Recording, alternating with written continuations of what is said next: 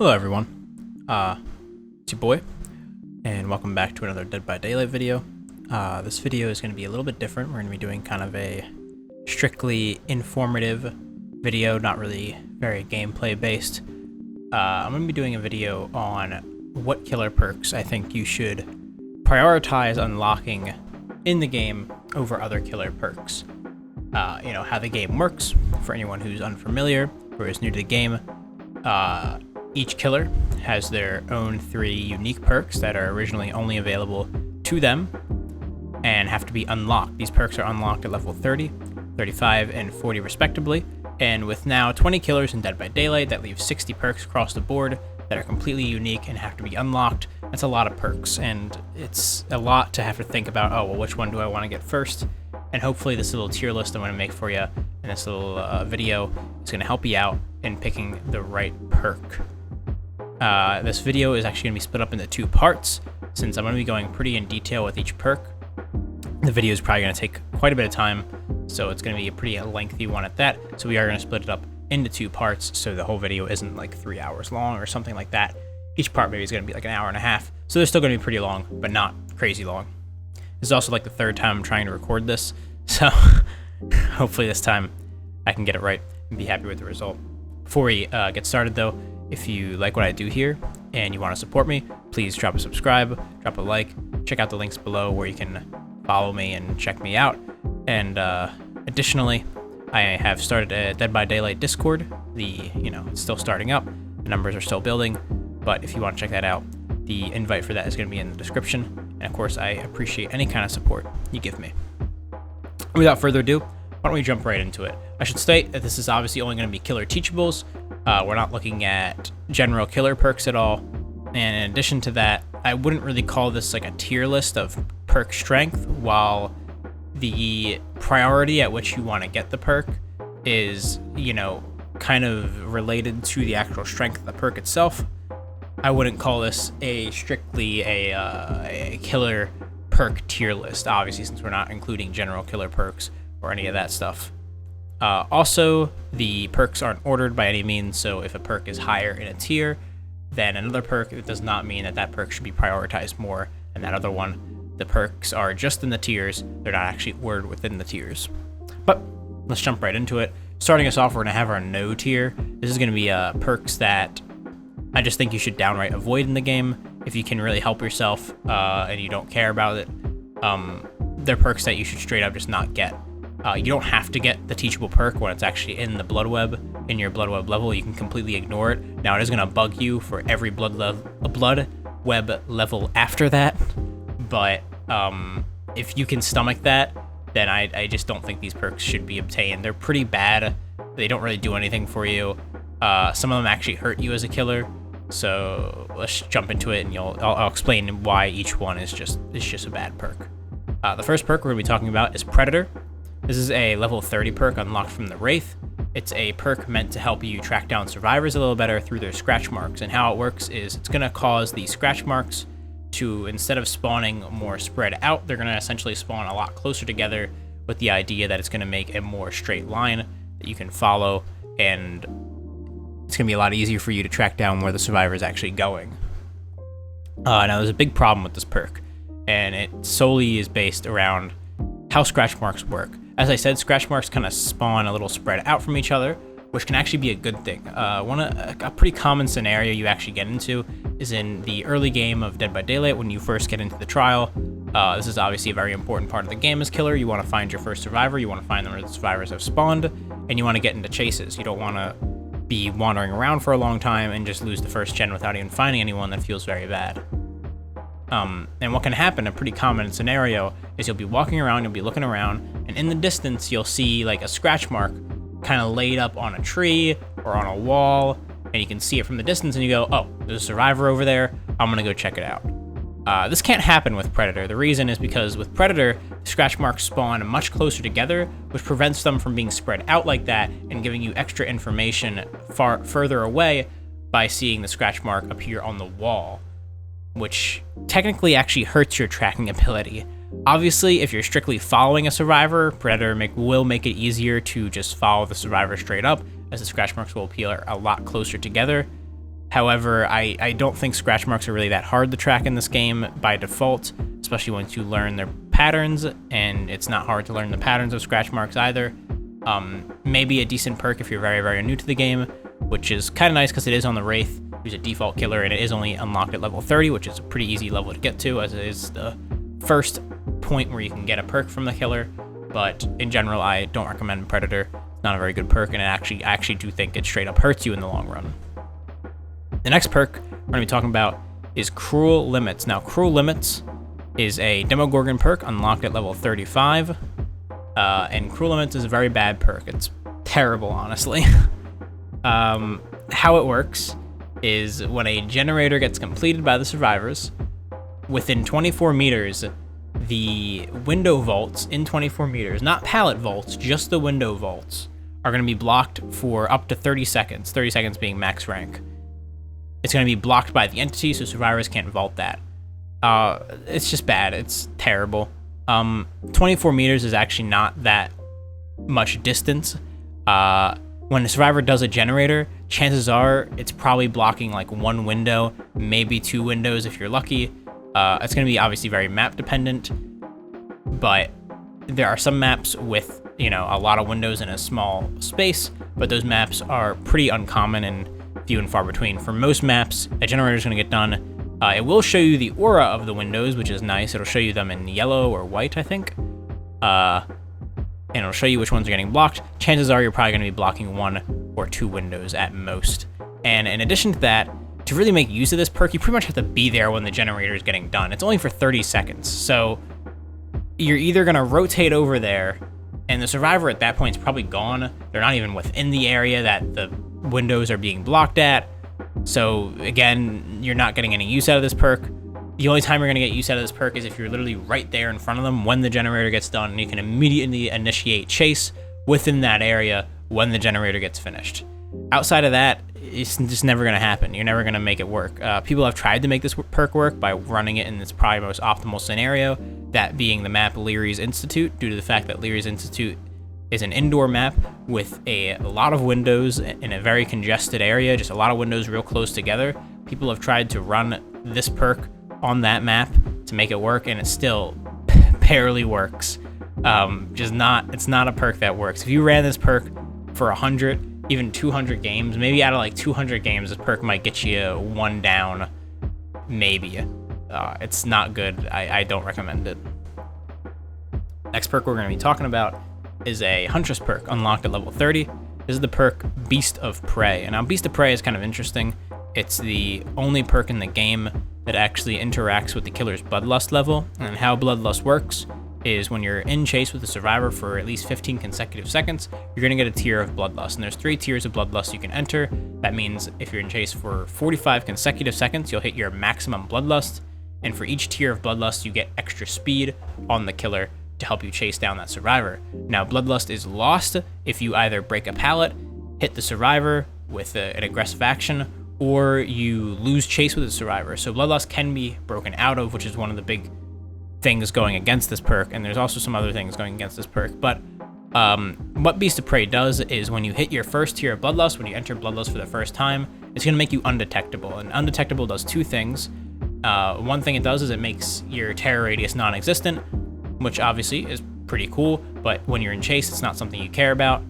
Really, the main thing you care about is when you go undetectable, it's going to make you lose your red stain, and the red stain in front of you is a pretty important factor for how survivors are actually able to track you down when you're at a loop.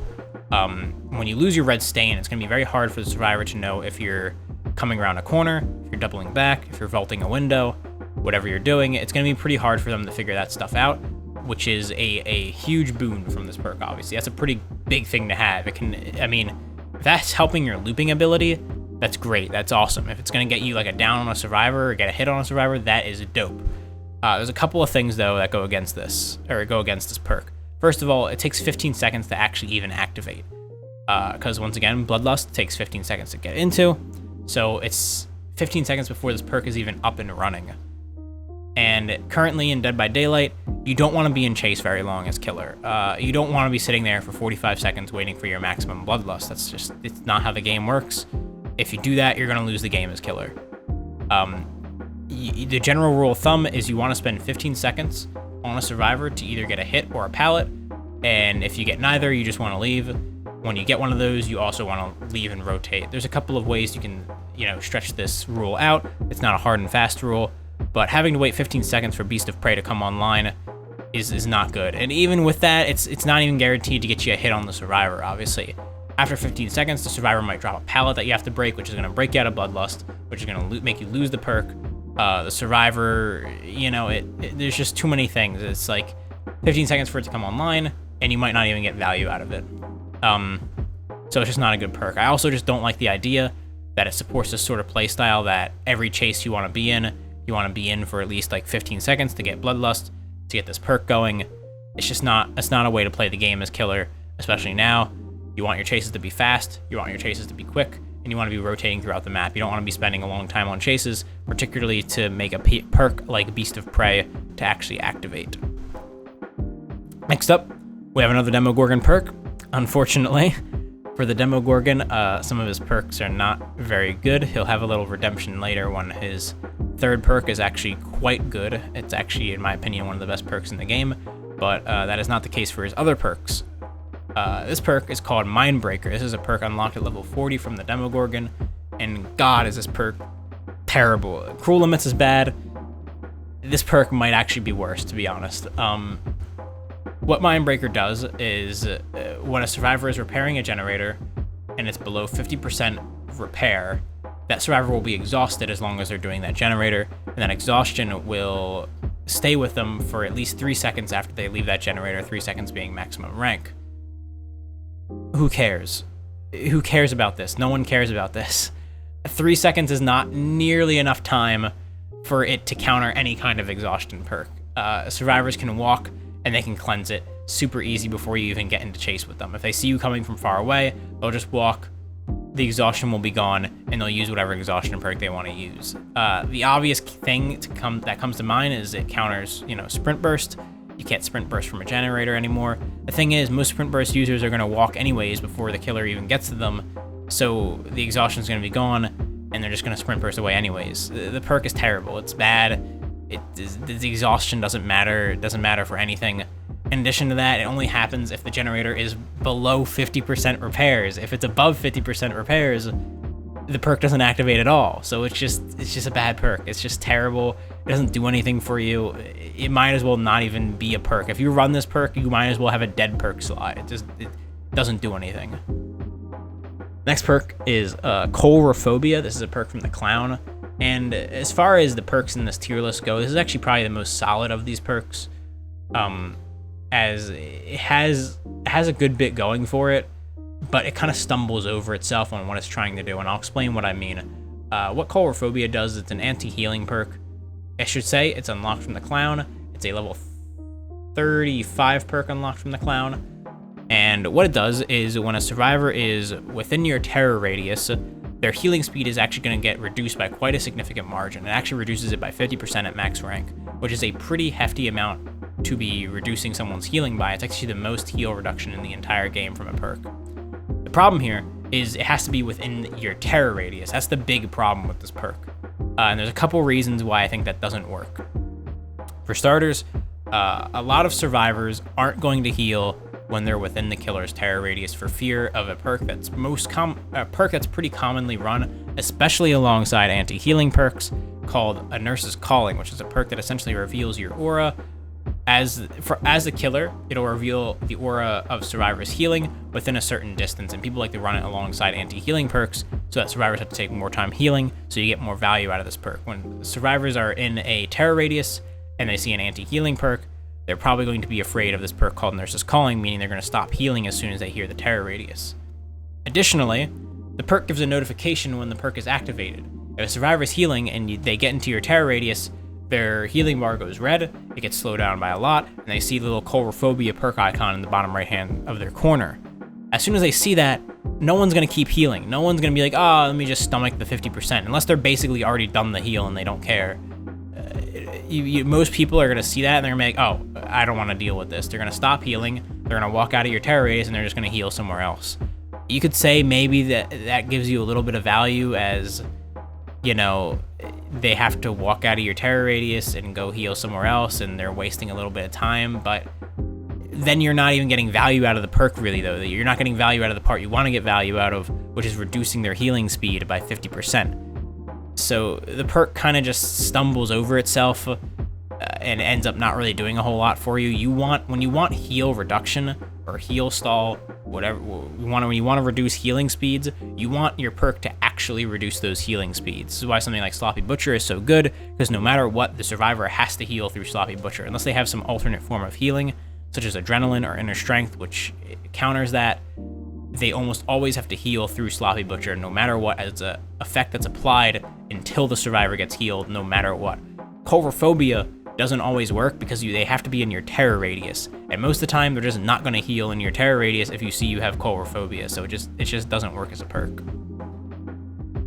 But luckily, only 5 perks in the tier that I would consider, just downright garbage, which really isn't that bad. Just only 5 perks, not a bad deal. Next up, we're going to be moving into our low priority tier. These are perks that aren't particularly terrible, but they either require quite a niche build for them to work.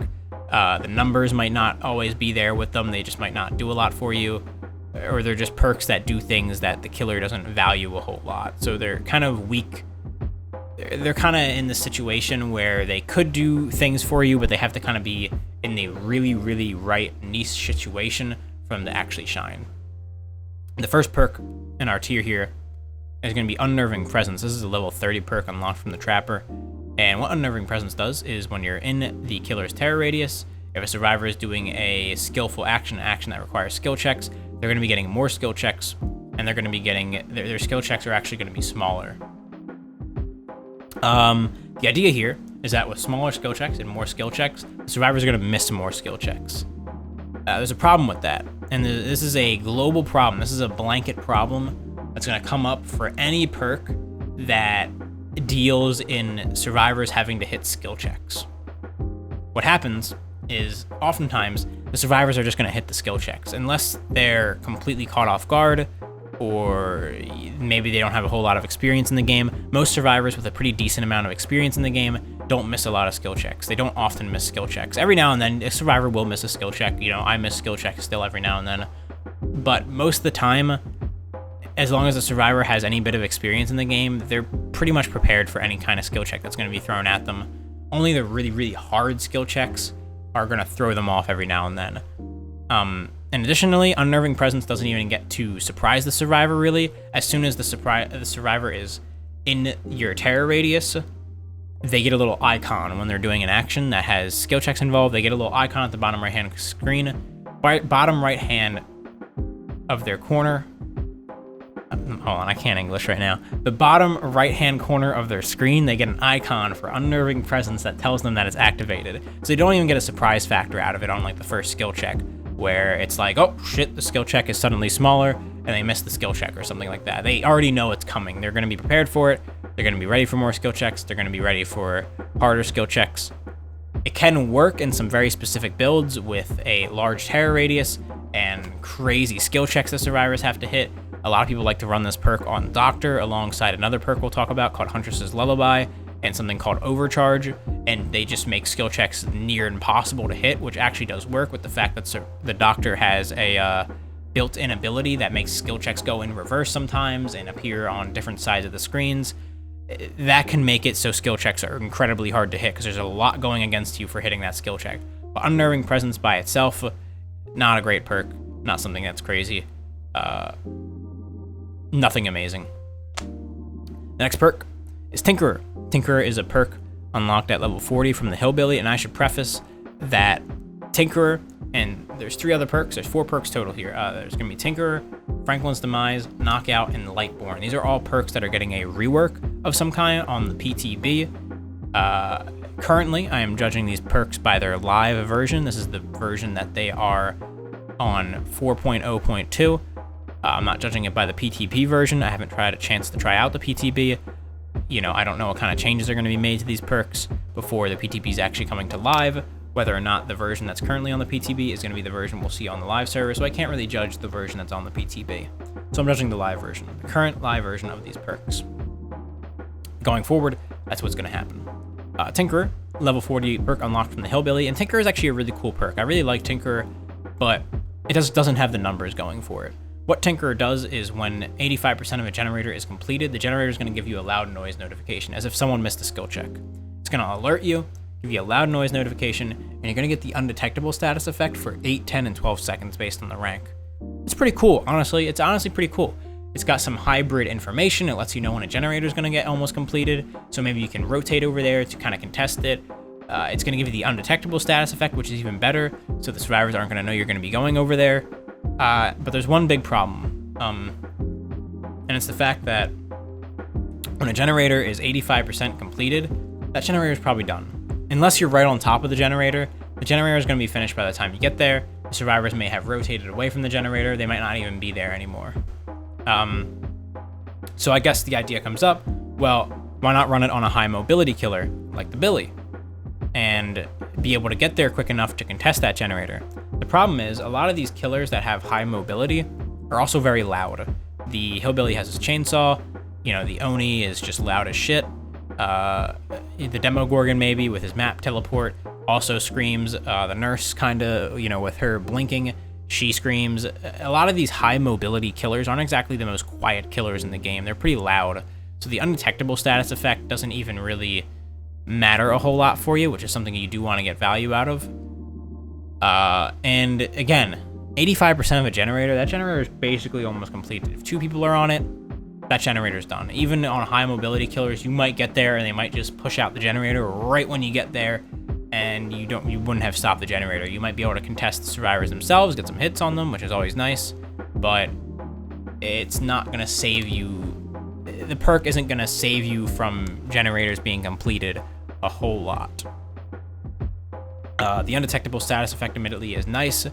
It's something you can use if you want to use it alongside other information perks to know maybe where other survivors are and you don't want to care about that generator almost getting completed, and use that undetectable and apply it somewhere else around the board. That's totally something you could do. Again, even 12 seconds of undetectable is a pretty decent time to be undetectable, and you can definitely make some pretty good plays with that. Next up is the perk Zonchen Tactics. I believe that is how it's pronounced. I think it's correct. I get corrected by one of my friends on how to pronounce this all the time. I think it's Zonchen Tactics. This is a level 30 perk unlocked from the Oni, and Zonchen Tactics is essentially the killer version of a perk called Windows of Opportunity for survivors. And what this is going to do is it's going to reveal the aura of windows and pallets to you within 24 meters. And this aura is going to get disabled if you hit a survivor while in chase. It's going to get disabled for a brief duration. It's a decent learning perk. It's a decent learning tool if you're new to the game and you want to understand how the tiles are laid out. You want to see the points of interest for the survivors when they're looping you, such as windows and pallets. It can certainly help you out.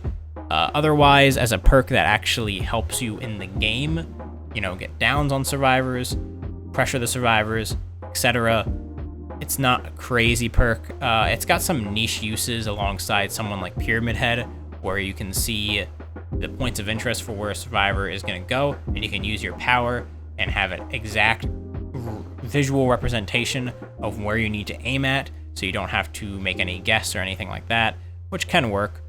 Very niche usage of the perk, but other than those few niche times when it works on a couple of killers, in general, it's not a great perk, and even on those killers, it's not a great perk in general. There's better options. And it's unfortunate because while it is a great learning tool, it's unfortunate that it is on the Oni, and this is the same thing with Windows of Opportunity as well, which is on Kate. These are both DLC characters, which is kind of unfortunate that these characters aren't just in the game by default for newer players, which would be absolutely amazing for them. But these are DLC characters that you have to spend money on, and by the time that someone gets around to probably getting Kate or the Oni and even getting the perk, at that point, they probably know how the tiles are laid out. They kind of know roughly how they're going to be played, and these perks aren't going to be something they want to run. Next perk is going to be Hex Third Seal. This is a Hag perk unlocked at level 30. It's a Hex perk, and this is a problem with just about every Hex perk in the game, and that's they're subject to RNG. How Hex perks work, just to recap, when you spawn in to the Trial and Dead by Daylight, there are 5 dull totems that spawn around the map. The dull totems don't really do anything for the survivors or even the killer. However, if the killer is running a hex perk, one of these dull totems is going to be lit. They're going to be lit up by a fire. And if this totem, this lit totem, gets cleansed, I believe it takes 12 seconds to cleanse a totem. I think it's 12, maybe 11. When it gets cleansed, then it disables that perk that was related to that totem for the killer. It's almost like they didn't have the perk in the first place. So you're going to lose the perk. Obviously, there's a lot of RNG involved with this. Your perk could survive the entire game and never get cleansed, or your perk could get cleansed within 15 seconds of the match and give you no value whatsoever. What Third Seal does is every time you M1 a survivor with your basic attack, it inflicts the blindness status effect forever, which is pretty good. That's pretty awesome. Blindness, however, is kind of an iffy status effect. What blindness does is it just prevents the survivor from seeing auras. And this can be good sometimes. There's a couple of situations. There's one really big situation that people kind of look at when blindness is a status effect they're interested in, and that's the fact that hooked survivors have an aura to them that every survivor can see, and with blindness they actually don't get to see this aura, and that could cause a lot of chaos. Not knowing where a survivor is hooked is a big deal. However, there is a problem in that when the survivor actually gets hooked, there's a noise bubble that appears for all the survivors, and that's not something that gets removed with blindness. They can still see that. So pretty much any survivor, when they know they're blind, they're going to be paying extra attention to where that noise bubble is so that they know where the survivor is getting hooked. There's a couple of times maybe where they might miss it, and that's pretty good for you, as they'll now not even know where the person got hooked, which is a big deal, because that will slow down how fast they'll be able to unhook this person, or where they'll know where it's at. Another big problem though with blindness is it's countered pretty hard by any survivor that's running a team, that's in a Swift with other survivors. Say someone gets hooked, they're in a 4-man, say someone gets hooked, everyone misses, for some weird reason, everyone misses the noise bubble, and they're like, oh, dude, we can't see where you're hooked. The person on or if they're on comms, they're just going to call out where they're hooked. It doesn't matter. It does work great against certain perks, obviously, any aura reading perk if the survivors are running those, such as Kindred, Bond, Windows of Opportunity. Object of Obsession is the biggest one it counters. That's really the really important one. The one thing that this perk does have going for it is if you can keep it up the whole match and there's someone with Object of Obsession, you completely screw over that person. They won't be able to see you, but you can see them at all times, which is a huge deal, and is an even bigger deal if you're a killer. If you're a killer who can inflict the Oblivious status effect, this is kind of weird. Not the Undetectable. Undetectable makes it so the person with Object can't see you, and you won't be able to see the person with Object, I think. Or maybe you can. I might be unfamiliar with that. But at least if you can inflict the Oblivious status effect, and the person is blinded as well, they're not going to have a terror radius, and you're going to be able to see them at all times, even in chase, which is a huge deal, because you're just going to know what they're doing at all times. You're just going to be able to know if they're mind gaming you or anything like that.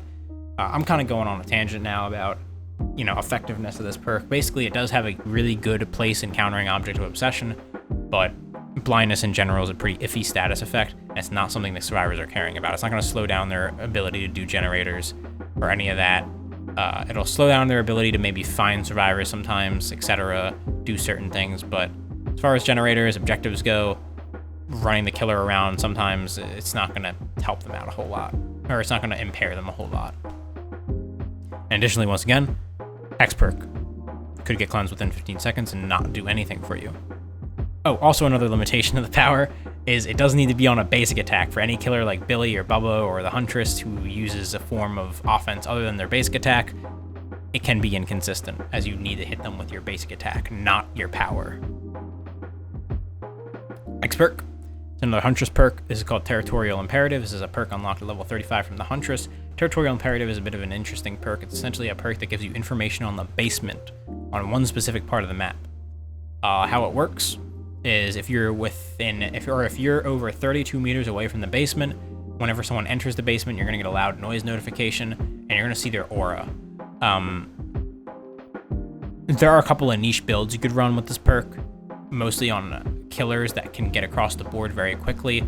The notable one is running this alongside Make Your Choice on a killer like the Demogorgon. You put someone in the basement, you put a portal down at the top of the basement, you go away from the basement. As soon as you hear the noise notification go off, you put down a portal where you're at, you wait for the unhook, you teleport in, you down the person who just unhooked them with Make Your Choice, you hook them, you repeat the scenario over and over again ad infinitum until they kind of figure out what you're doing, or you mess up and don't get anyone in the basement.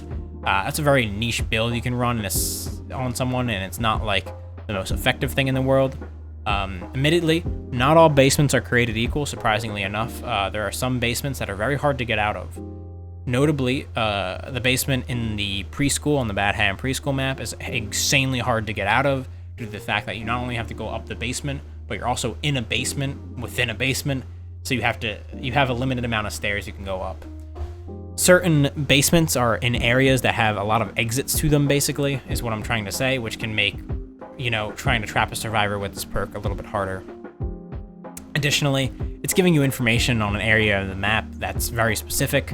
If you're just running this perk in your build for no reason, if a survivor never goes in the basement, or you're 32 meters away or whatever, the value out of this perk is going to be pretty minimal, to be honest, unless you're using it in, once again, one of those very, very niche scenarios.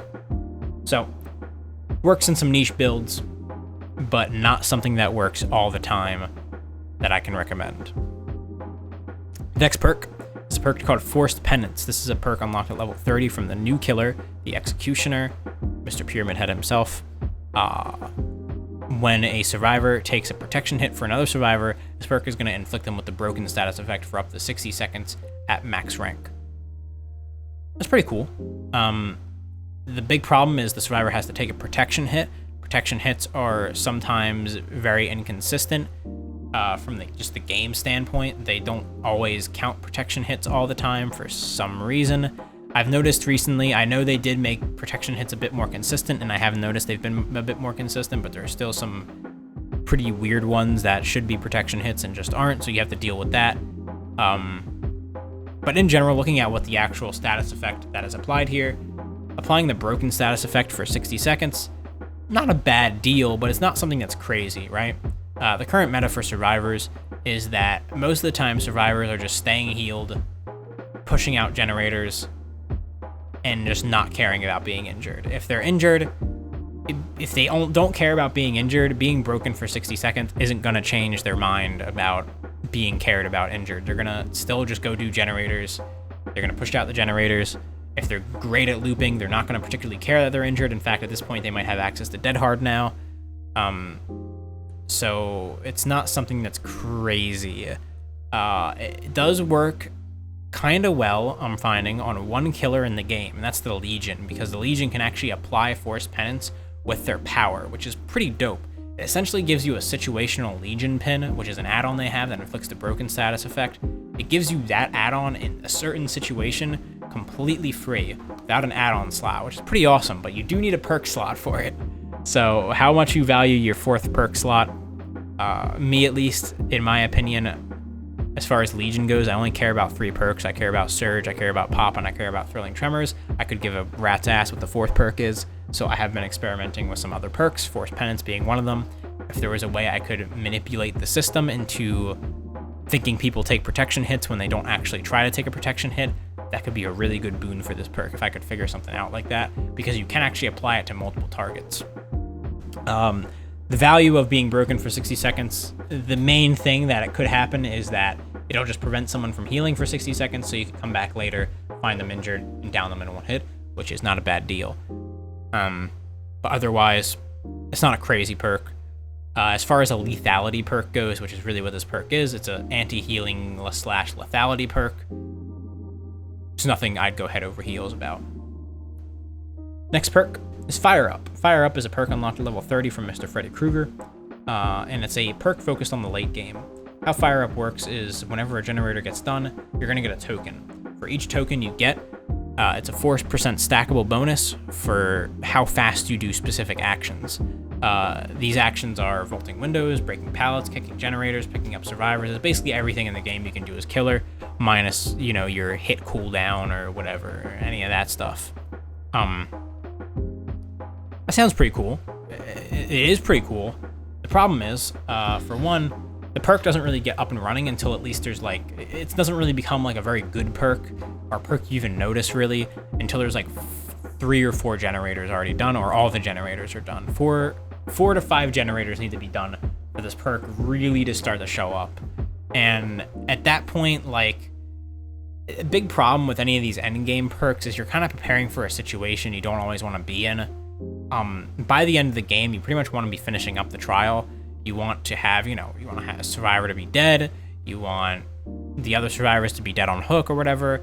You don't exactly want to prepare your perk build for, you don't want to have perks that aren't going to do anything for you throughout the beginning of the game or the middle of the game, when these are some of the most important parts of the trial, actually. You want perks that are going to help you then. You want perks that are going to help you early on. You want perks that are going to help you in the mid game. A perk that's going to help you in the late game isn't always the greatest thing in the world due to how inconsistent it is. Also, at max stacks, it's only 20%. It's not crazy. You're not vaulting windows at Mach 5 speeds. You're not, you know, it's not amazing. It's not insane. It's pretty mediocre, all things considered. It's a cool perk. I think the numbers just need to be tweaked a little bit. Maybe they could increase the percentage for each stack, maybe up to like 5% instead. That could make it a pretty decent perk, I think. Or at least a more satisfying perk to run. But otherwise, as of right now, it's nothing crazy. And once again, with endgame perks, you want perks that are going to help you throughout the trial, not a perk that's only going to help you towards the end game. The next perk is going to be Bloodhound. Bloodhound is a Wraith perk unlocked at level 35, and Bloodhound's going to make blood easier to see. Simple as that. Blood's going to go from this kind of dark red, murky color to this really bright red that you're just going to obviously see. So it's a tracking tool, and I mean, it does what it's advertised. Blood does actually become very much easier to see. However, who cares? I don't care. That's okay, I guess. It makes for a pretty neat tracking perk if you're particularly wanting to track down the blood of a survivor. If you're worried about things like Iron Will or survivors not leaving scratch marks, could work out for you. But otherwise, blood isn't the hardest thing to track in the game. As you play the game more, you'll start to see blood more. You'll start to get used to tracking blood more. And this perk, once again, great if you're a new player and you don't know what blood looks like. You don't know how survivors leave blood. It's going to show you what it looks like. It's going to show you how they leave it. It's beautiful. It's amazing. But once you get more experience at the game, it's not going to matter a whole lot. You're going to know what blood looks like. You're going to be able to track the blood pretty easy without this perk. And it's not going to do a whole lot for you. From what I understand, there are some people who run this perk due to color blindness limitations. It helps them see blood a lot easier. I've heard that is a thing. If you're in that case, then go ahead, do run the perk. Please do. If it's something that you need to run to literally play the game and see certain aspects of the game, rest in peace, color blindness options, BHVR, when are we getting those? If it's something you need to run, absolutely do run it, please. But otherwise, if you're not affected by any of those limitations, Bloodhound really isn't that great of a perk. Like I said, as you get more experience with the game, you'll notice blood a lot more. You'll see where the blood is a lot more. You won't need Bloodhound. You won't need Bloodhound to help you track down the blood that survivors leave. Next perk is another Freddy Krueger perk. This is Blood Warden. This is unlocked at level 35, I want to say. Could be wrong about that one. It could be 40. I want to say it's 35, though. Blood Warden is a perk unlocked at level 35 from your boy, Freddy Krueger. Another late game perk. I'm sorry, I'm yawning right now. Blood Warden is a late game perk, as all Freddy perks are. Freddy perks are themed for the late game, and Blood Warden is a very funny perk. When it works out for you, it's actually a big payoff. It's a huge payoff, honestly. How Blood Warden works is if the exit gates are open, this is important. If the exit gates are open, they need to be physically open, not powered, open. If the exit gates are open and you hook a survivor, the actual leave the trial part of the exit gate is going to be blocked for 60 seconds at max rank, I believe. That's dope. That's awesome. Survivors can't leave the trial. Good. It gives you a chance to come back. You can make a snowball out of that, especially if a lot of people are injured, especially if you're running it with a perk like NoEd, which is pretty common for people to run this alongside NoEd. That's dope. That's amazing. There's a big problem in that it's the fact... Oh, I should also mention, it shows the auras of survivors within the exit area. So, just so you know, it's a little extra part of the perk that it has. Nothing too crazy. You really care about the first part of the perk, not really that part of the perk. So, what was I saying? Oh, right. There's a big problem with this perk, and it's the thing I specified earlier, and that the exit gates need to be open for this perk to work. They need to be opened up. Currently, the meta for exit gates. Now, before the endgame collapse, this perk was probably great. I didn't play when there was no endgame collapse, so I can't really tell you, but I'm sure it was amazing because survivors just opened the door. They just fucking opened it up. It didn't matter. Nowadays, due to the endgame collapse, survivors will 99 the exit gate instead of opening it, and they'll only open it They'll only open it when they know that every survivor is able to escape. Now, this obviously brings up the question, oh, well, what if I'm about to hook someone who's dead on hook and they don't care about them? They're probably just going to open the exit gates and leave, right? And that could pay off for me. See, the problem is, if survivor's smart, if they're careful, if they don't want to deal with it, all it takes is for them to wait one whole second, just 1 second, to wait for the person to get hooked, and then open the exit gate, and the perk does nothing for you. It does absolutely nothing. You just ran a perk that literally did nothing for you throughout the whole trial. It could have a huge payoff. It could literally win you the game at the end of the game. Or it could do nothing for you. Absolutely nothing. And I just don't like that idea. I particularly don't like the idea that it's not even based, like, for example, say like a hex perk, right? It's based on RNG. You get bad RNG with a hex perk. Oh, that sucks. It's gone in 15 seconds. You might as well be not running that perk in general. But with Blood Warden, it's not based on RNG. If Survivor is just good and they don't open the exit gate because they just want to prepare for the fact that you have Blood Warden, they can counter it every single time. In fact, if more people ran Blood Warden, if people were running Blood Warden literally every game, you would never get value out of Blood Warden. People just wouldn't open the exit gate until someone got hooked. My dogs are barking in the background. I apologize for that. But you would never get value out of it. It'd be a terrible perk, and it is an inconsistent perk. It's just why I hate it. And it's not inconsistent based on RNG, which is something I'm a little more okay with than it being inconsistent because the survivors can just easily outplay it, basically. I don't like that fact. So that's why I don't consider it a very good perk. All right, the next perk we're going to talk about is going to be Brutal Strength. Brutal Strength is a Trapper perk unlocked at level 35.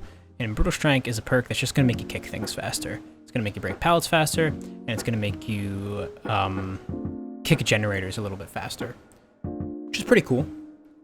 Thing is, Brutal Strength's, the time on Brutal Strength, the actual, time saved, really isn't a whole big deal. It's a nice perk. It does feel nice to run when you kick things faster. That's pretty dope. But at the end of the day, you're probably maybe saving about 2 to 3 seconds, not even running this perk. There are definitely better perks, better in-slot perks for, what am I trying to say? There's definitely better in-slot perks than Brutal Strength. If you're wanting something to deal with pallets, actually, I personally think the perk Enduring is a little bit better, just because of Enduring's nature. We'll talk about it a little later, probably in the next video, in the next part to this. But otherwise, I don't think Brutal Strength is really that good. Brutal Strength also kind of has this weird mentality with it where it's making you want to respect every pallet in the game. The general thing is you want to respect pallets and then kick it with Brutal Strength. And I don't think that's really good. I don't think you should be respecting every pallet as killer, especially God pallets. You should almost always just swing through God pallets. They're God pallets. There's a chance that you might actually just hit the survivor through the pallet, which is amazing. And if you're running Brutal Strength, you're generally respecting almost every pallet. Or at least that's the kind of mentality it gets you in, and I don't really like that. Next perk we're going to talk about is Dead Man's Switch. Dead Man's Switch is a level 35 perk unlocked from the Death Slinger, and it's a pretty interesting perk. It has a lot of weird combinations, a lot of kind of kooky setups for it that are kind of cool. How Dead Man's Switch works is it's a obsession-based perk, so it creates an obsession. Kind of a downside to it. Obsession-based perks have a natural downside that they create an obsession and that kind of robs you of some information. If you're not running any obsession perks and you see that one of the survivors is an obsession, that means they're probably running a perk called Decisive Strike, or they're maybe running some other perk like Metal Man or something else. If you're not running any obsession-based perks and there's no obsession, you know that the survivors aren't running DS or Metal Man or Object of Obsession or any of those really strong perks that they might be willing to run. So it kind of robs you of some information. That being said, Dead Man Switch is a pretty interesting perk. How it works is when you hook a survivor, if the hooked survivor is the obsession, you hook the obsession, it activates for the next 45 seconds. During this time period, if any survivor lets go of a generator that they're repairing, that generator gets blocked for the duration. People like to combine this with Thrilling Tremors as an attempt to essentially try to block almost all the generators that they possibly can to get a whole lot of stall going on. Additionally, if the survivors are repairing the generator and they get off of it, they're not going to be able to return to that generator for 45 seconds, and it's a generator that maybe it's like 75% complete. That'll give you some time maybe to walk over and kick it with Pop Goes the Weasel, which is a pretty good deal. The main problem here is the inconsistency with the perk. It is fairly decent on some pretty niche builds alongside killers like the Doctor, who can force survivors off generators. People have tried it out with things like Class Photo Freddy or Prayer Bead's Spirit as a way to try to force people off of the generators through their power. Those are pretty nice ways to run the perk, but those are some pretty niche examples of ways you can run the perk. In general, perk is fairly inconsistent.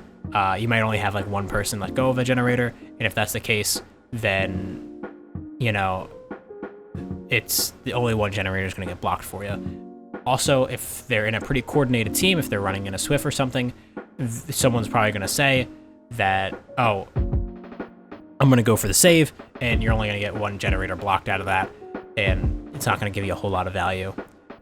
Interesting perk, but I think it's inconsistent, which is its main deal breaker, but it does have some pretty cool setups. Next perk is Dying Light. This is a level 40 perk unlocked from Michael Myers, and Dying Light's a pretty interesting perk. Dying Light is a perk, Dying Light is a perk that has so much potential to be actually pretty darn good, and a pretty cool perk, but as it stands right now, there's a lot of things, kind of a lot of subtext with the perk that prevents it from being as good as it could be. So how Dying Light works is it's a perk unlike Dead Man Switch. It's a perk that encourages you to hook people that aren't the obsession. When you hook someone who's not the obsession, again, it's an obsession-based perk, creates an obsession. When you hook someone who's not the obsession, you're going to get a token, and each token grants a 3% action speed penalty to pretty much any action. Healing, repairing gens, pretty much anything in the game, they're going to get an action speed penalty for it. And the tokens can stack up to as many times as you can hook people, basically.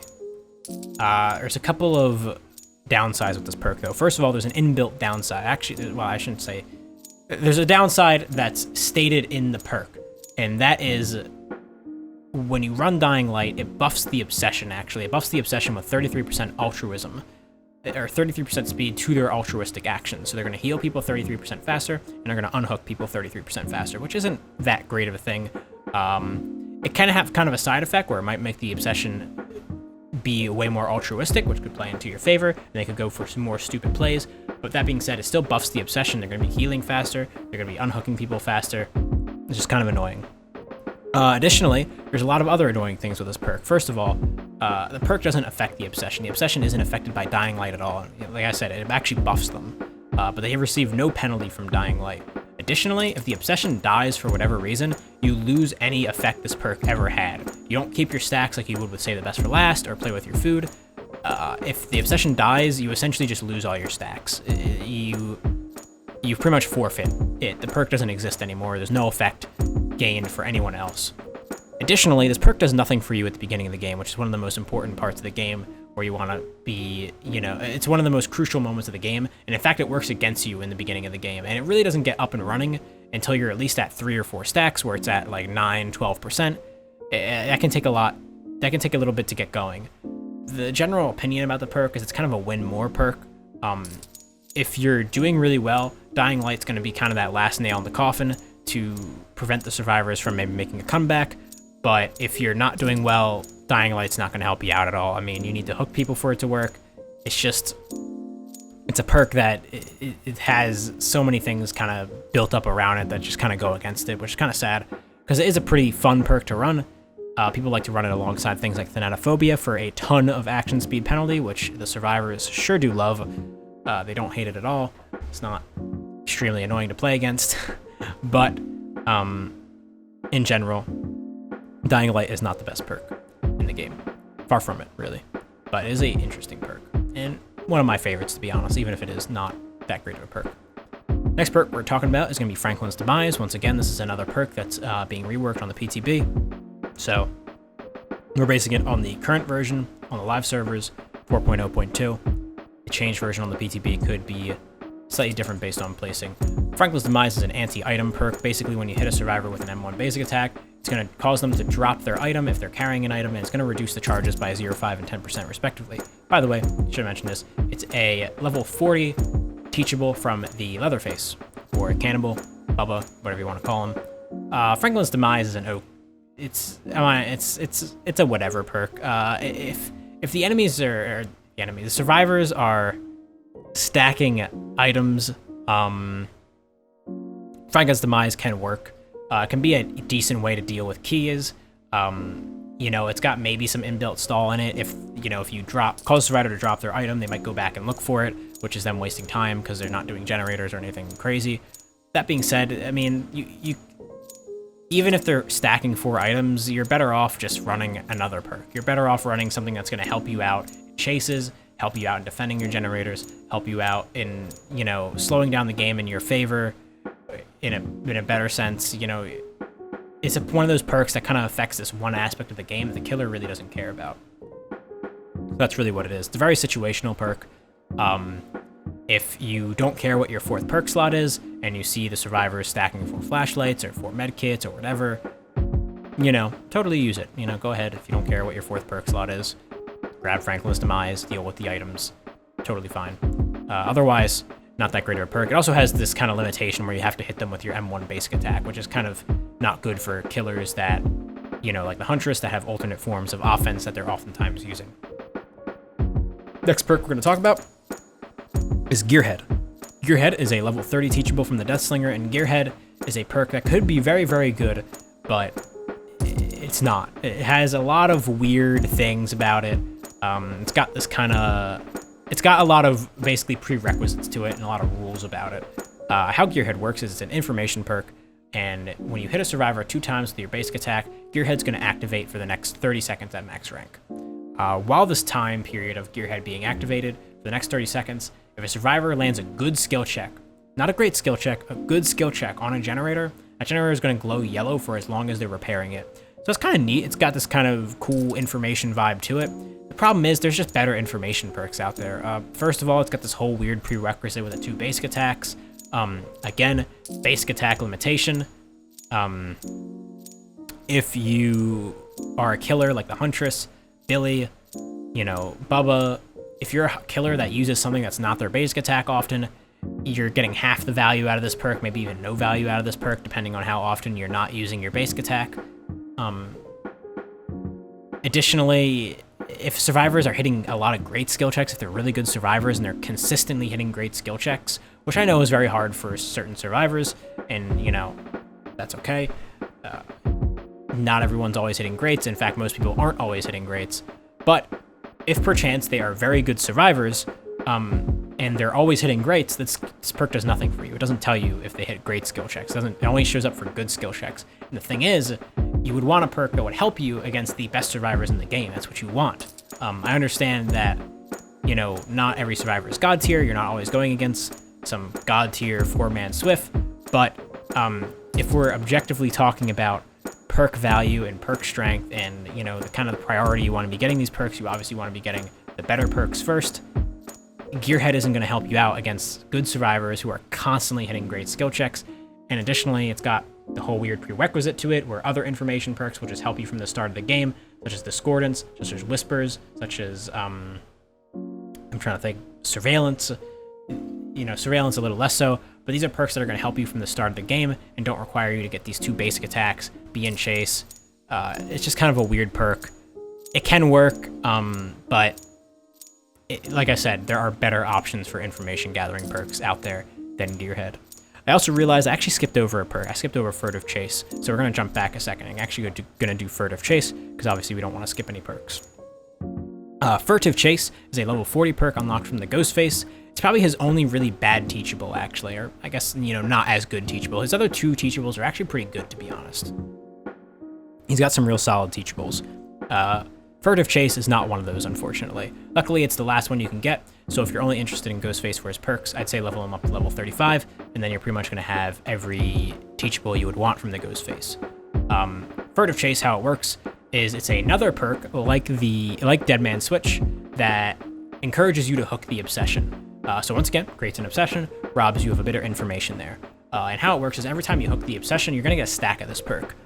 Each stack is going to translate to 4 meters, a 4-meter reduction to your terror radius only when you're in chase, though, and it caps out at 4 tokens. So 16 meters reduction to your terror radius when you're in chase. And that's what it does for the most part. That's its main effect. It does have a secondary effect. The secondary effect is if the Obsession gets unhooked, the Obsession then switches to the survivor who unhooked the Obsession. That is really, honestly, the better part of this perk. However, if you're interested in switching the Obsession, there is a perk we'll talk about later called Nemesis that is much better at doing that because that's its primary focus. This perk, though, primary focus being reducing your terror radius while you're in chase. No one cares about their terror radius while they're in chase. Literally no one. Maybe it could throw certain survivors for a loop, your terror radius being slightly smaller while you're in chase, but people don't care about their terror radius when they're in chase. In fact, one of the best perks in the game, you know, or a really strong perk, I should say, not one of the best, but a very strong perk in the game, Monitor and Abuse, actually increases your terror radius when you're in chase. So killers, you don't really care about if your terror radius is increased or reduced or whatever it is in chase. You don't care about it. It's a very situation. You care about your terror radius when you're outside of chase and you need to sneak up on survivors because that can cause survivors to position themselves poorly as they'll have less time to react to you. But in chase, you're already chasing a survivor. Doesn't really matter.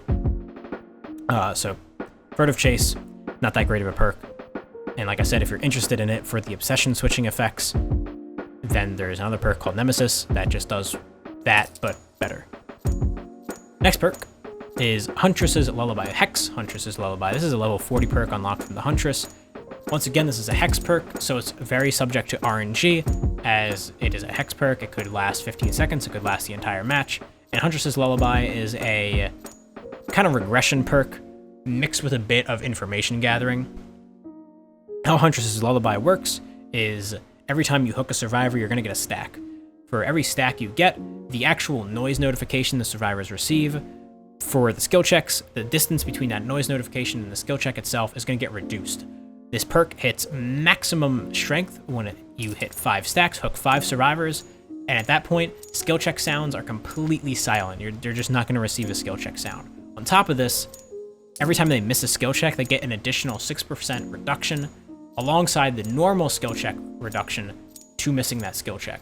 So the main goal here is for them to miss more skill checks with the fact that, you know, eventually it's going to be very hard to know when a skill check is coming, and, you know, missing skill checks is going to cause them to regress things, and it's going to give you information, and it's going to give you the loud noise notification.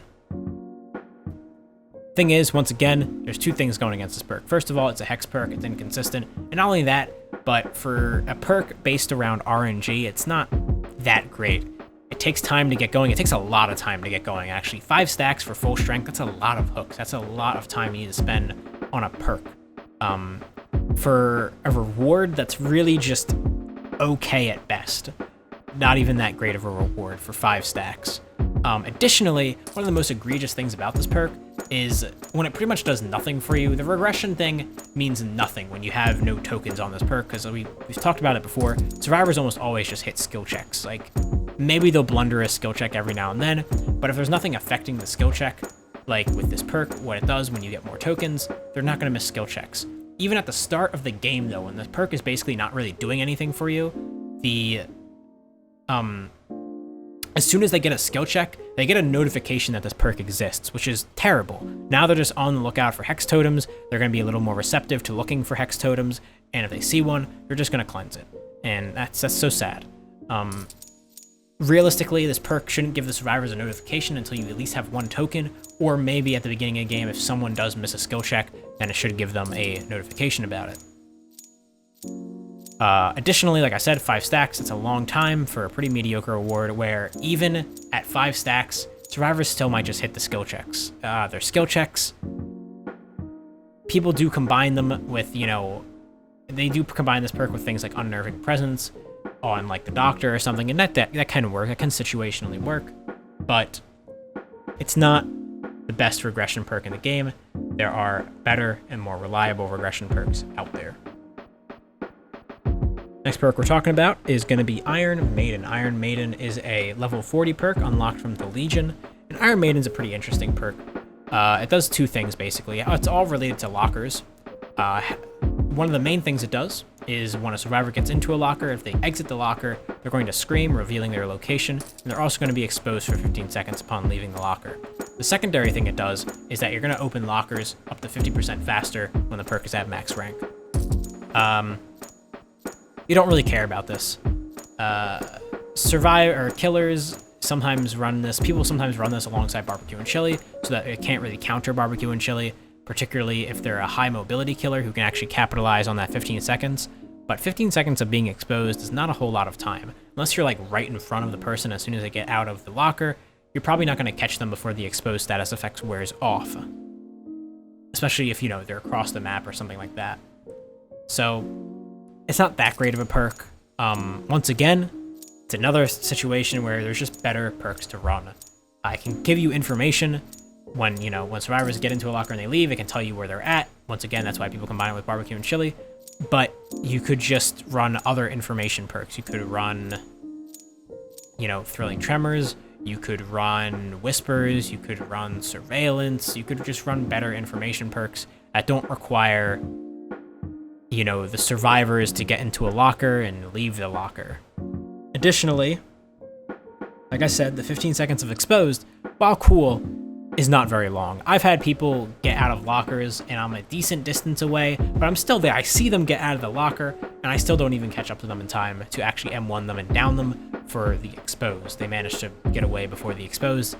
They managed to get away before I can actually capitalize on the exposed status effect. So it's really not that important.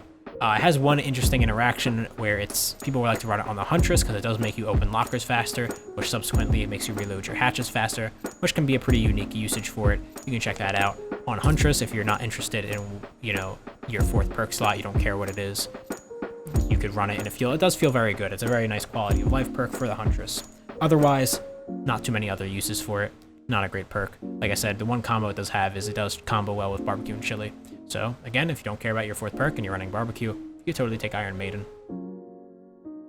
Next perk is Knockout. Knockout is a level 35 perk unlocked from... I lied, it's not a level 35 perk. It's a level 30 perk unlocked from the Leatherface. Again, another perk that's getting reworked on the PTB. What it currently does is it's a perk based around slugging, essentially.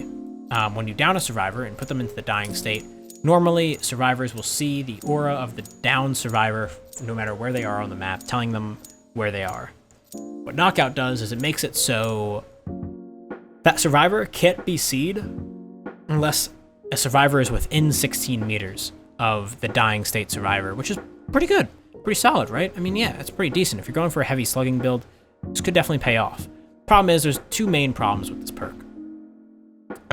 First of all, the person in dying state can actually crawl. And what they can do is they can crawl to a survivor because they can see where it doesn't inhibit their ability to see where the other survivors are. So what they can do is they can crawl to a survivor and get into range for that survivor to actually see them, which counters the perk. And it's not hard to do that. Additionally, if the survivors are on comms, they're going to have one moment of like, dude, where'd you get downed? I don't see you. He must have knockout. Oh, I got down in front of the killer shack. Now they just know where the person is and it doesn't matter. So you're gambling on the people not being in comms, and additionally, even if they're not on comms, the person crawling could just crawl to a survivor and show them where their location is. So Knockout, not a wholly great slugging perk. Sorry, I just yawned there. If you're interested in slugging, there are better perks out there. for doing that. Next perk is another Legion perk unlocked at level 35. This is Mad Grit. Mad Grit is a funny perk. Mad Grit is hilarious. I love this perk. How it works is when you're carrying a survivor, usually when you swing and miss as a killer, you have a cooldown. You can't just swing and go again. You have a cooldown for missed basic attacks. Mad Grit makes it so when you're carrying a survivor, you don't have a missed basic attack cooldown. So you can spam that mouse one button and your killer will go off with the swings.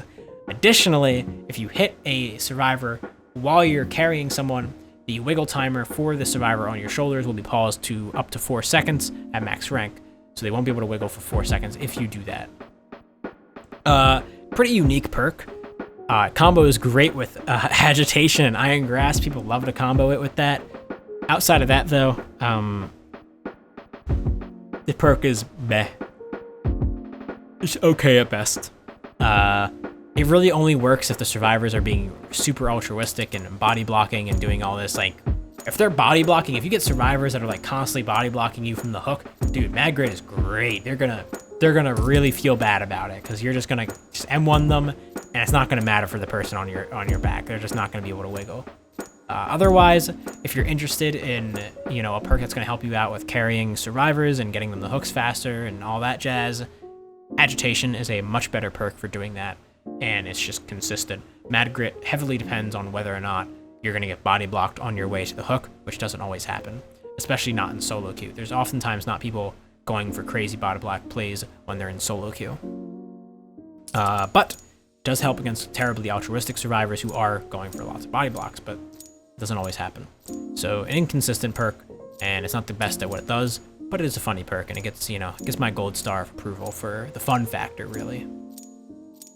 Next perk is Overwhelming Presence. This is a level 30 perk unlocked from the Doctor, and Overwhelming Presence is another anti-item perk, and how it works is when people are in your terror radius, the consumption rate of the item they're using, if they are using an item, is going to go up by double at 100%. Or they're going to go, the item consumption rate goes up, it gets doubled. Oh my god, I cannot speak. Item consumption rate gets doubled while they're in your terror radius. So if they're in your terror radius and they use an item or they're using an item, the consumption rate on that item is going to be increased by 100%, which is a pretty good deal. It's going to make them burn through items faster, and if they're relying on like medkit or something, they're not going to be able to like finish a heal with it, or they might not be able to heal themselves as much as they wanted to, which is a pretty good, awesome, pretty dope deal. It does give the survivors a notification that you do have this perk whenever they're in your terror radius, so they're going to know about that, and they just might not use their items while they're in your terror radius. They might go somewhere else. I will say, I do prefer this perk for an anti-item perk over Franklin's Demise, only due to the fact that it's a completely passive effect. You don't have to M1 survivors. It's going to help you it's just going to make them blow through their items faster, and you know, I just think it's better. It's going to affect multiple survivors without you having to M1 people and all that jazz. Otherwise, once again, it's an perk only concerned with items. It doesn't help you protect your gens. It doesn't help you in chases. It doesn't help you down survivors. So why run it, basically? Again, if you don't care about your fourth perk and you see they're stacking 4 flashlights or something like that, I would reach for this perk over Franklin's Demise, personally. But it's your, you know, it's your choice. It's your flavor, whatever you prefer. Next up is Lightborn. This is the last perk in our low priority tier here. Lightborn is a level 40 perk unlocked from the Hillbilly. Again, a perk that is getting reworked on the PTB. I think this is the last perk of the bunch that's getting reworked on the PTB. Pretty sure all the perks were in this low priority tier because, you know, obvious reason, they are getting reworked for a good reason. Otherwise, what Lightborn does is it essentially just makes you immune to blinds. That's all it really does. It's just going to make it so it's pretty much impossible for one person to blind you.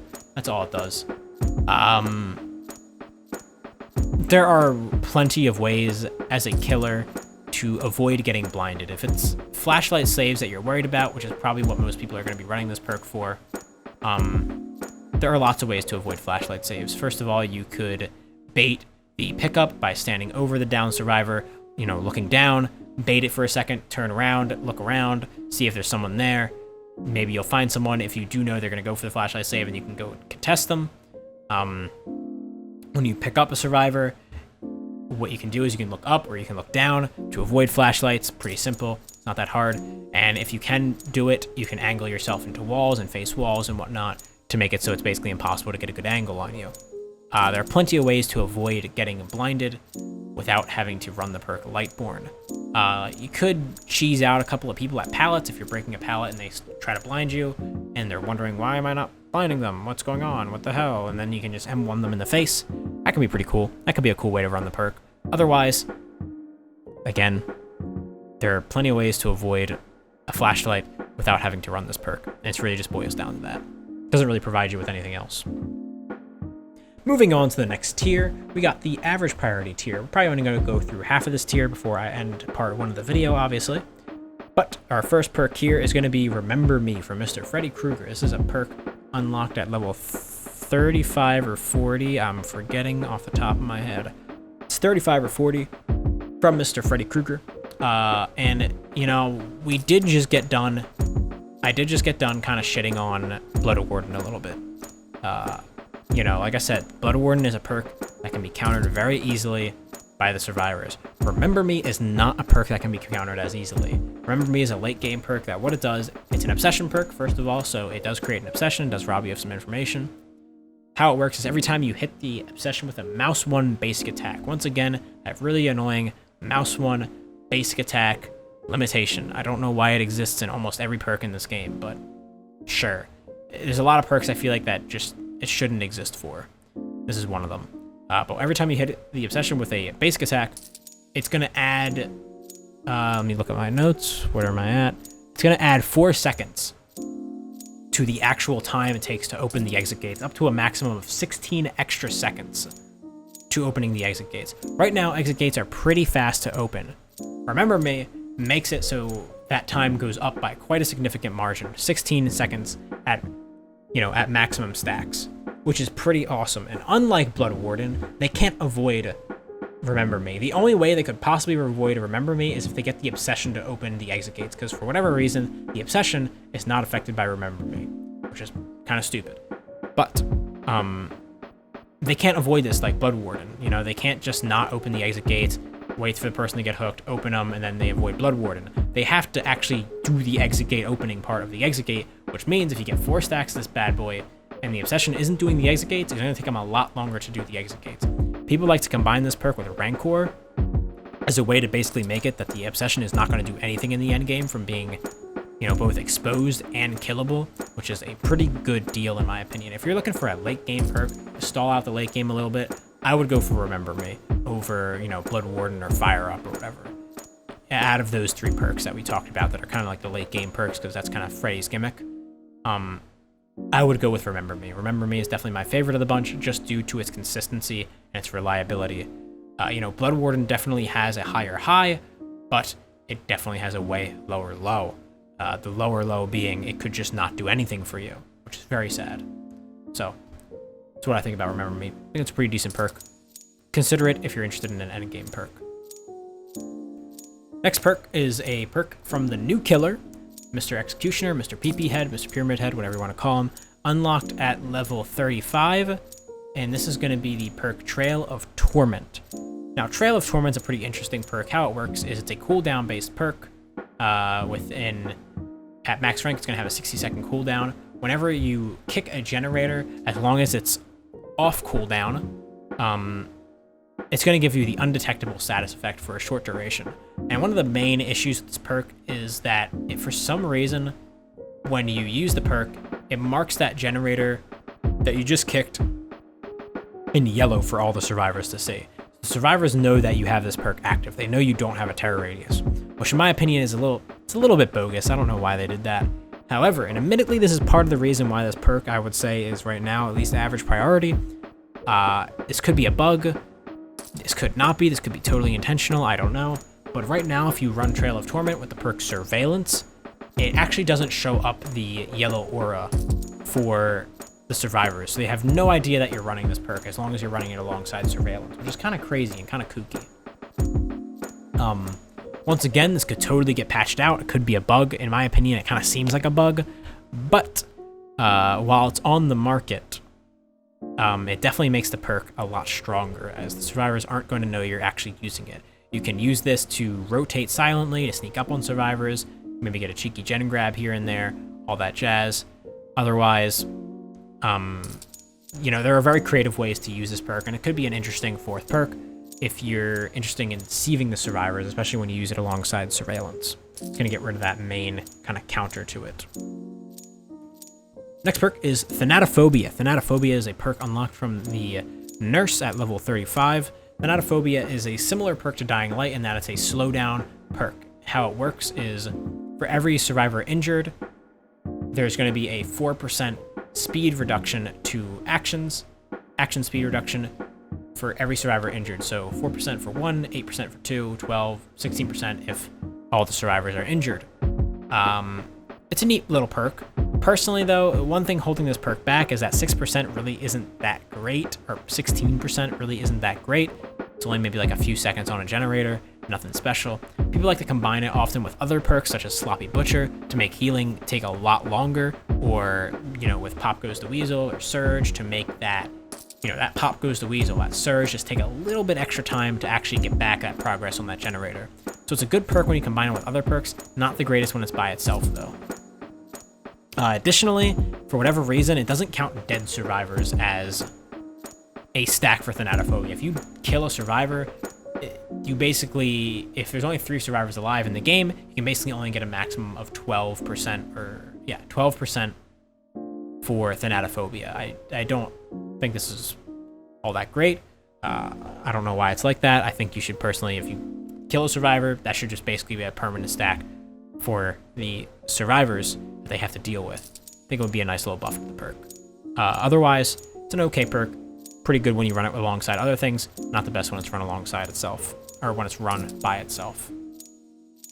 We're also going to talk about another nurse perk next, called Strider. Strider is a level 30 perk unlocked from the nurse, and Strider is an information gathering perk that helps you out with finding injured survivors. Basically how it works is it's going to make survivors breathe louder, and it's going to make their injury noises louder.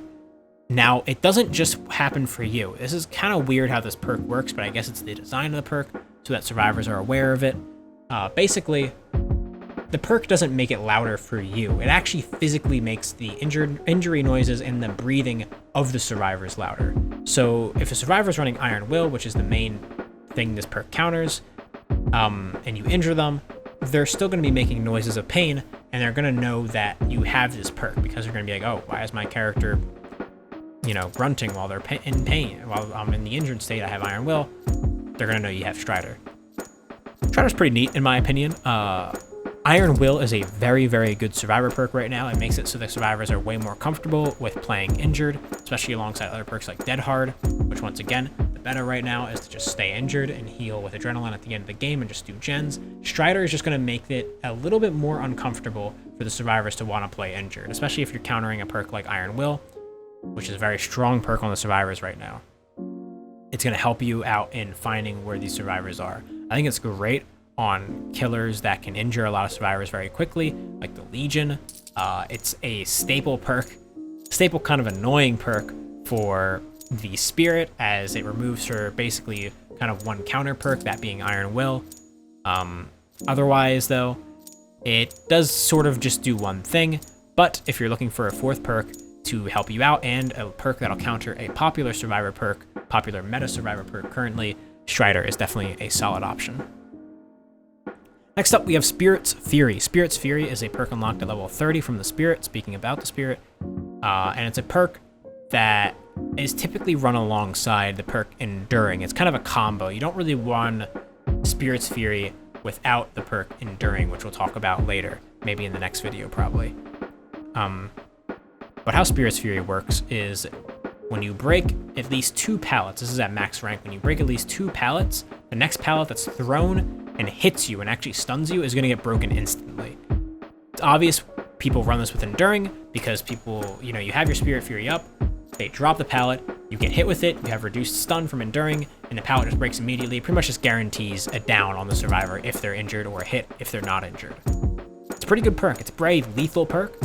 The main thing about it, though, and really the biggest downside about it, is that it is a perk that you pretty much have to run alongside Enduring. It's basically a full package. It's a two package. It's a package deal. Spirit's Fury by itself just does not feel like a fully complete perk. It'll be nice to get the pallet out of the way without having to kick it, but chances are with a standard stun duration, the survivor is probably going to make it to another loop or another jungle gym or whatever, unless they're in a particularly dead area of the map. So that is really the biggest downside about this perk, is you kind of have to occupy 2 perk slots to really make it feel like a strong, solid perk. Next up, we have Agitation, which is a level 40 perk unlocked from the Trapper. Agitation is dope. I love Agitation, actually. What Agitation does is it does 2 things. Really, it does one thing. The extra thing is kind of just like a little weird gimmick with the perk. What it's going to do is it's going to make it so when you're carrying a survivor, you're going to move fast. You're going to move faster. You're actually going to move faster than survivors when you're carrying a survivor, which is a huge deal. Normally, when you're carrying a survivor, you're going to move slower than other survivors running, which makes it hard for you to obviously hit survivors who are, maybe trying to body block or whatever. And it's going to make it hard for you to hit survivors and also bring the survivor to a hook without them wiggling. Agitation does so much for you. First of all, it's going to cut down your time in carrying a survivor because you're going to pick them up, you're going to move faster, and you're going to hook them somewhere faster. Additionally, it's going to let you pretty much get free hits on survivors if they're trying to bait out a swing from you while you're carrying a survivor. You're basically just going to get a free hit on them, and you're probably still going to make it to the hook due to the increased speed. So all in all, it's a perk that only affects kind of one aspect of the game, but it's an aspect of the game. It does it well enough, and it's a part of the game that happens, obviously so often, it's a part of the game that happens as long as you're trying to win, that I'm pretty down with this perk. It does a pretty good amount of stuff for you. The kind of extra effect it has is it does slightly increase your terror radius while you're carrying a survivor, which is kind of a weird little gimmick with the perk, but it's a cute little gimmick, and it's something to think about.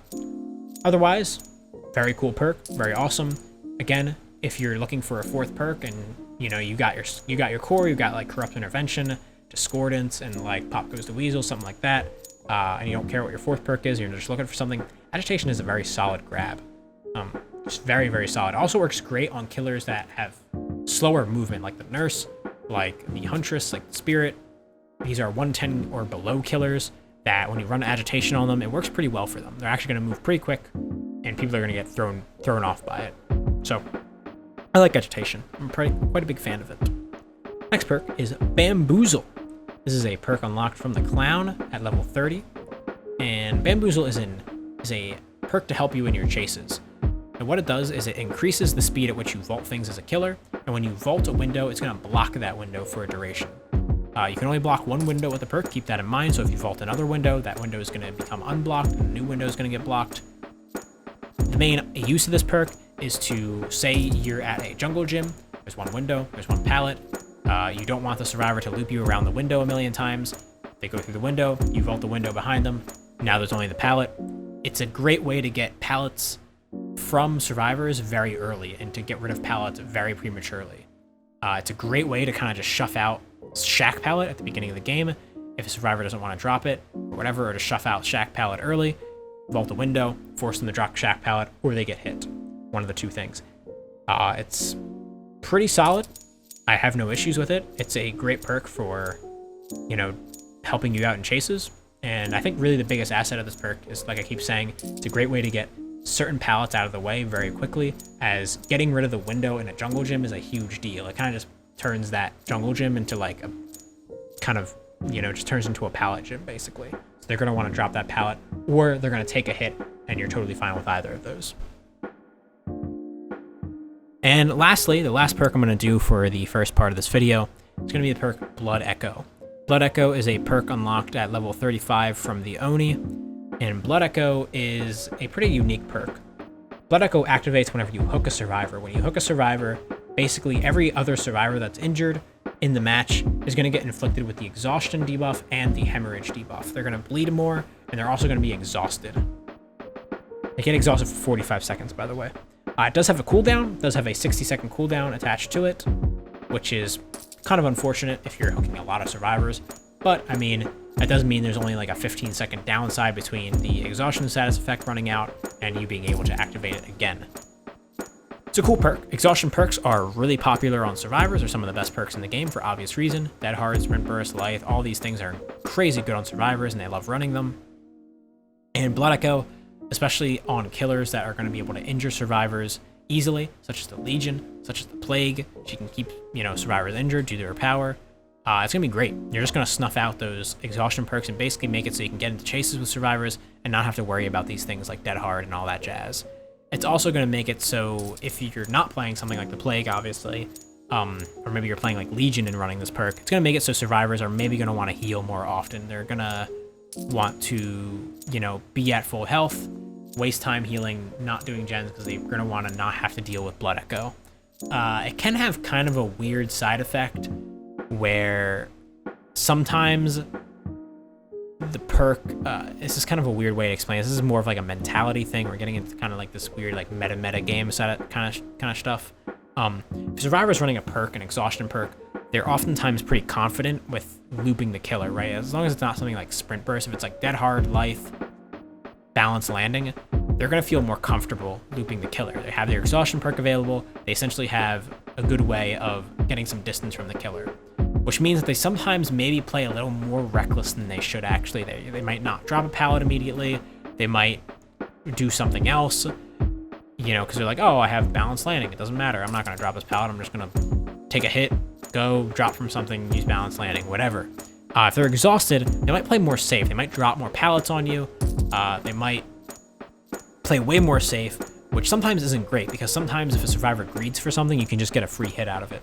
This is some really specific shit. We're getting into the meta game here, but it's something you got to think about when you're running a perk like this. But otherwise, it's a very solid perk. I think it's great on certain killers who can injure a lot of survivors very quickly, namely the Legion, namely the Plague, maybe like a really good nurse. But once again, situational, but situationally good perk. So that's going to do it for part 1 of this video. I hope you enjoyed it. I know it was a bit of a lengthy video. Hope it taught you something. Hope it helps you out.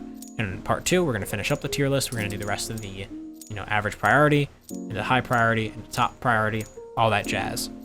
So hope you enjoyed it, and I'll see you in the next one. Peace.